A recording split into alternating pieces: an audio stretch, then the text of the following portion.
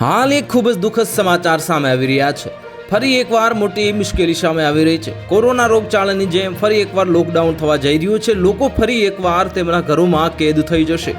પરંતુ આ વખતે કેદ થવાનું કારણ કોઈ રોગ નહીં, પરંતુ કુદરતના પ્રકોપને કારણે હોવાનું માનવામાં આવી રહ્યું છે.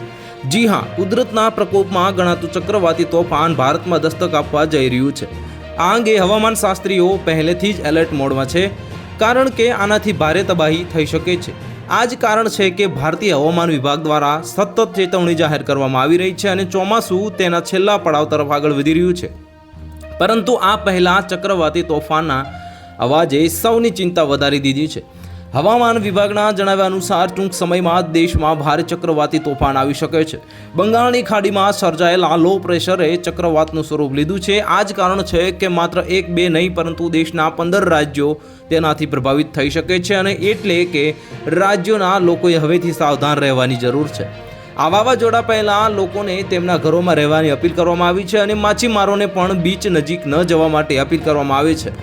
IMD અનુસાર આ ચક્રવાતી તોફાન માટે હાલમાં કોઈ તારીખ જાહેર કરવામાં આવી નથી, પરંતુ આ અઠવાડિયે જ તેની દસ્તક દેવાની શક્યતા છે એવું માનવામાં આવે છે.